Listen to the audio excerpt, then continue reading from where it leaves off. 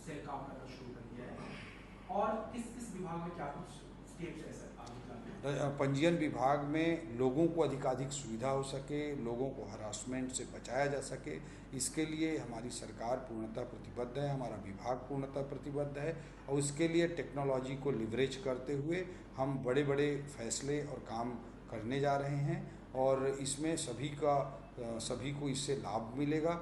और vigilance team इसी हिसाब से बिठाई गई है कि कई शिकायतें आती हैं कि ज़्यादा ज़मीन को कम रेट पे रजिस्ट्री कर दी गई या कुछ कर दिया गया, तो जो बड़े बड़े मामले रहेंगे उसकी सीमा तय कर दी जाएगी। उन बड़े मामलों को विजिलेंस टीम विशेष रूप से अपनी निगरानी में रखेगी, उसका ऑडिट करेगी, उसकी जांच करती रहेगी, ताकि प्रदेश में गड़बड़ियां ना हो सकें, भ्रष्टाचार ना हो सके और सरकार के खजाने में सही और वास्तविक पैसा आ सके। इसके लिए विजिलेंस टीम काम करेगी।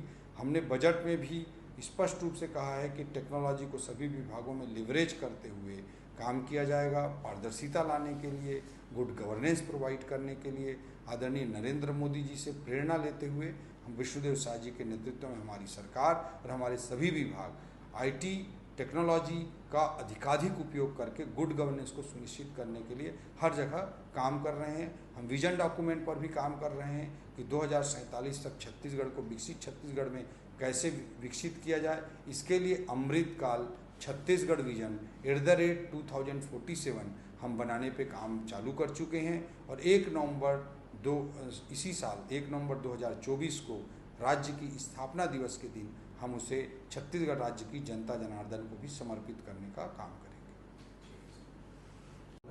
वो कह रहे हैं कि देश का मीडिया सिस्टम नहीं है, पॉलिटिकल पार्टी को ब्लैकमेल करने वाला सिस्टम बना है। क्या इस तरह के बयान, इस तरह के राजनेता से अपेक्षित है? कांग्रेस एक डूबती नाव है, और कांग्रेस देश के सबसे बड़े राजनीतिक पार्टी से डूबती नाव कैसे बनी, इस पर आत्ममंथन राहुल गांधी जी को करना चाहिए। ये परिवारवाद की ही त्रासदी है जिसके कारण कांग्रेस इस दशा पर पहुंची है। उन्हें यह दिखाई नहीं देता, वो अपने गिरेबान पर झांकते नहीं हैं और देश में हरेक पर आरोप प्रत्यारोप करते रहते हैं। उन्हें भारत के लोकतंत्र पर भरोसा नहीं, उन्हें भारत की मीडिया पर भरोसा नहीं, उन्हें भारत के चुनाव आयोग पर भरोसा नहीं, उन्हें न्यायपालिका पर भरोसा नहीं। ये इस तरह अपने गिरेबान में झांकने के बजाय सब पर अविश्वास और सब पर आरोप प्रत्यारोप लगाते रहते हैं। उन्हें कांग्रेस को परिवारवाद से मुक्ति दिलाना चाहिए, उन्हें अपने गिरेबान पर पहले झांकना चाहिए। कांग्रेस और इंडी गठबंधन के उसके साथी सभी तुष्टीकरण की राजनीति पर भरोसा करते हैं।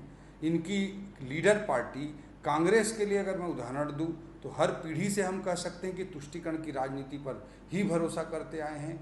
1956 में नेहरू जी के ज़माने में हिंदू माताओं बहनों को हिंदू उत्तराधिकार अधिनियम का लाभ मिला, लेकिन तुष्टीकरण के कारण मुस्लिमों के लिए वे लागू नहीं कर पाए।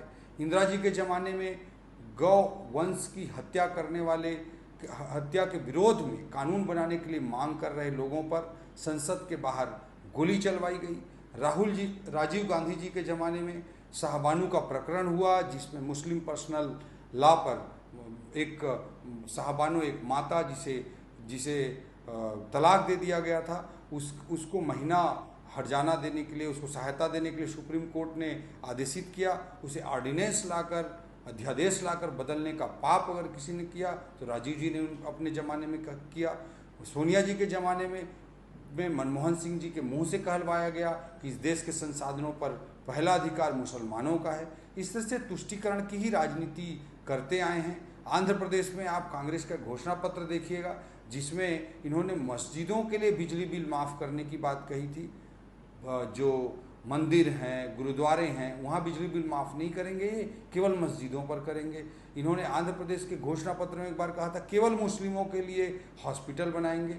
एक मरीज, हिंदू मरीज, एक बौद्ध मरीज, एक जैन मरीज अगर अस्पताल के बाहर तड़पता रहेगा तो उसको ये इलाज नहीं करेंगे, केवल मुस्लिमों के लिए ये अस्पताल बनाने की बात करते रहें। इस तरह के तुष्टीकरण की राजनीति कांग्रेस उनकी लीडर है, और सारे इंडी अलायंस के सभी गठबंधन पार्टनर्स इसी तरह की तुष्टीकरण की राजनीति पर काम करते आए हैं। लेकिन देश की जनता समझ चुकी है कि भारतीय जनता पार्टी ही वो पार्टी है जो justice for all and appeasement for none, न्याय सभी के साथ, तुष्टीकरण किसी के साथ नहीं, इस बात पर विश्वास करते हुए भारत को एक प्रोग्रेसिव, एक प्रगतिशील विकसित राष्ट्र बनाने पर काम करती है वो केवल भारतीय जनता पार्टी है। राहुल गांधी का एक साक्ष्य खामियां सामने आई, किस तरह की खामियां हैं और किस तरह की कार्रवाई इसमें होगी?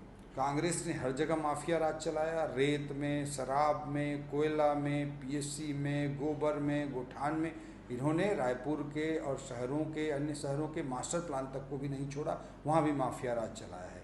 और इसकी हम विधानसभा में भी घोषणा किए हैं और लगातार हम जांच करा रहे हैं। उसके लिए जांच कमेटी बनी है और जो भी गलत किए हैं वो गलतियों को की सज़ा भी दी जाएगी और उनको सुधारा भी जाएगा, ताकि शहरी प्लानिंग, अर्बन प्लानिंग, कैपिटल की प्लानिंग स्टेट कैपिटल रीजन के रूप में, जैसे राष्ट्रीय स्तर पर नेशनल कैपिटल रीजन है, वैसे रायपुर के सराउंडिंग को स्टेट कैपिटल रीजन, राज्य राजधानी क्षेत्र के रूप में विकसित करने के लिए हमारी सरकार विष्णुदेव साय जी के नेतृत्व में और हमारा विभाग, आवास पर्यावरण विभाग पूरी तरह से समर्पित है। जो नियमों के खिलाफ लैंड यूज चेंज हुआ है उसको रद्द करेंगे क्या?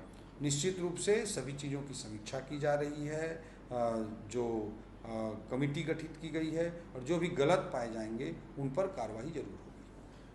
सर, समर्पण नीति पर एक बड़ी पहल की और कहा कि इसके जो सबसे बड़े स्टेक होल्डर है वो खुद नक्सली है। तो नक्सली बताए, माओवादी बताए कि इस राज्य के समर्पण नीति में वो क्या चाहते हैं। कांग्रेस इसे कह रही है कि बीजेपी ने माओवादियों के आगे घुटने टेक दिए हैं, उनकी अपनी कोई ठोस नीति नहीं है। भारतीय जनता पार्टी केंद्र के स्तर पर आतंकवाद, नक्सलवाद, माओवाद, सभी प्रकार के जो आंतरिक सुरक्षा और बाह्य सुरक्षा के लिए खतरा, जो देश की के एंटी ताकतें हैं, देश विरोधी ताकतें हैं, जो संविधान की संप्रभुता को स्वीकार नहीं करना चाहते हैं, ऐसे जितनी भी ताकतें हैं उनके खिलाफ भारतीय जनता पार्टी की स्पष्ट नीति है।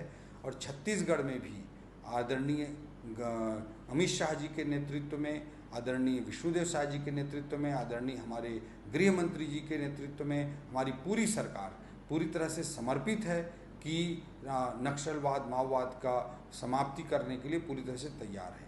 लेकिन इसमें अगर वो कुछ चाहते हैं, इसमें हमारी स्पष्ट नीति है, ये समाप्त होकर रहेगा। अभी 5 महीने में आप लोग देखा है कि किस तरह से आक्रामक तरीके से भारतीय जनता पार्टी की सरकार ने काम किया है। ऐसी स्थिति में अगर कुछ भी वो चाहते हैं, कोई उनका विषय है कि मुख्य धारा में जुड़ने के लिए, तो उसको भी सुनने में कोई बुराई नहीं है। लेकिन भारतीय जनता पार्टी की स्पष्ट सोच है, उसे हमारे गृह मंत्री जी ने स्पष्ट किया।